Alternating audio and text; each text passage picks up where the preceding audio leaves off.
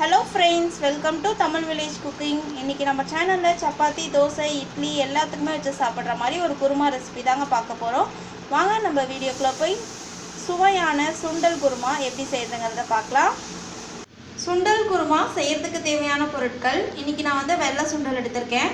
இதை வந்து பாத்தீங்க அப்படினா 2 மணி நேரம் நல்லா ஊற வச்சு கழுவி எடுத்து வச்சிருக்கேன். வேக வைக்கல, ஊற வச்சு மட்டும் தான் எடுத்து வச்சிருக்கேன்.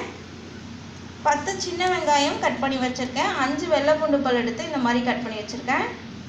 சின்ன கப்ல 1 கப் அளவுக்கு தேங்காய் துருவல், 1 டேபிள்ஸ்பூன் பொட்டுக்கடலை, 1 டீஸ்பூன் சோம்பு.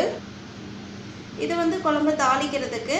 இது வந்து பாத்தீங்க அப்படினா 1 டீஸ்பூன் சோம்பு, ஒரு 4 லவங்கம் எடுத்திருக்கேன், கொஞ்சமா பிரியாணி இலை, கொத்தமல்லி, கருவேப்பிலை, ஒரு கனிஞ்ச தக்காளியை எடுத்து இந்த மாதிரி சின்ன சின்ன பீசஸா கட் பண்ணி வச்சிருக்கேன். தேவையான அளவு ஆயில், பெருங்காயத்தூள், மஞ்சள் தூள், 1 டேபிள்ஸ்பூன் கரம் மசாலா, 1 டேபிள்ஸ்பூன் மல்லித்தூள், 1/2 டேபிள்ஸ்பூன் வரமிளகாய் தூள், தேவையான அளவு உப்பு. அவ்வளோதாங்க சுண்டல் குருமா செய்யறதுக்கு தேவையான பொருட்கள். இன்னைக்கு வந்து சுண்டல் குருமா நான் குக்கரில் செய்ய போகிறேன். அதுக்கு குக்கர் வச்சு ஒரு 3 டேபிள்ஸ்பூன் அளவுக்கு ஆயில் சேர்த்துக்கிறேன். இப்போ இதில் லவங்கம் சேர்த்துக்கலாம், பிரியாணி இலை, சோம்பு 3 சேர்த்துக்கிறேன். இப்போ வந்து இதில் பூண்டு சேர்த்துக்கலாம். அது கூடயே சின்னதாக நறுக்கின சின்ன வெங்காயம் சேர்த்துக்கிறேன், கருவேப்பிலை. இப்போ எல்லாம் சேர்த்துட்டு நல்லா இந்த மாதிரி கலரி விட்டுடலாம். நல்லா இந்த ஆயிலே வெங்காயம் கொஞ்சம் வதங்கட்டும். இப்போ வந்து இதில் 1/4 டீஸ்பூன் அளவுக்கு மஞ்சள்தூள் சேர்த்துக்கிறேன், கரம் மசாலா, மிளகாய் தூள், மல்லித்தூள்.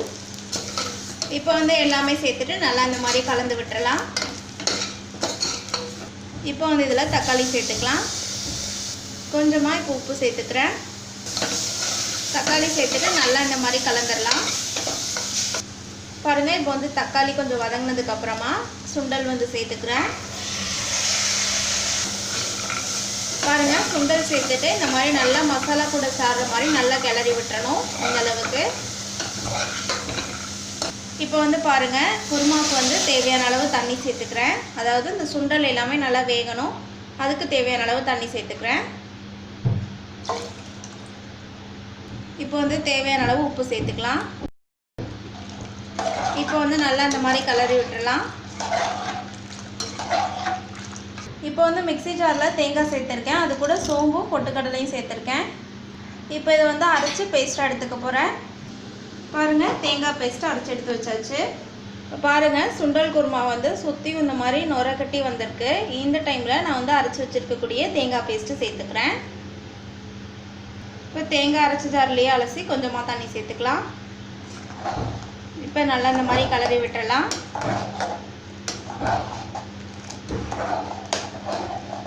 இப்போ வந்து மேலே கொஞ்சமாக மல்லி இலை தூவிக்கலாம். அவ்வளோதாங்க, சுண்டல் குருமாவுக்கு எல்லாமே ரெடி பண்ணி குக்கர் வந்து எல்லாம் மூடியாச்சு. வெயிட் போட்டிருக்கேன். 6 விசில் வந்து ஸ்டீம் எல்லாமே ரிலீஸ் ஆனதுக்கப்புறமா குக்கர் ஓப்பன் பண்ணி பார்க்கலாம். பாருங்கள், விசில் விட்டு ஸ்டீம் எல்லாமே ரிலீஸ் ஆகி இப்போ வந்து குக்கர் ஓப்பன் பண்ணி வச்சுருக்கேன். சுண்டல் குருமா சூப்பராக ரெடி ஆகிடுச்சு. அவ்வளோதாங்க, சூப்பரான சுண்டல் குருமா ரெடி ஆகிடுச்சு. இந்த ரெசிபியை உங்கள் வீட்டு கிச்சன்லையும் மறக்காமல் ட்ரை பண்ணி பாருங்கள். ட்ரை பண்ணி பார்த்துட்டு பிடிச்சிருந்துச்சுன்னா எங்கள் தமிழ் வில்லேஜ் குக்கிங் சேனலை லைக் பண்ணுங்கள், கமெண்ட் பண்ணுங்கள், சப்ஸ்கிரைப் பண்ணுங்கள். அப்படியே கூட இருக்கக்கூடிய பெல் ஐக்கானையும் ப்ரெஸ் பண்ணிடுங்க. அப்போ தான் நாங்கள் போடுற வீடியோஸ் உங்களுக்கு உடனுக்குடனே வந்து சேரும். இந்த வீடியோ உங்களுக்கு பிடிச்சிருந்தா ஷேர் பண்ணுங்கள். தேங்க்யூ.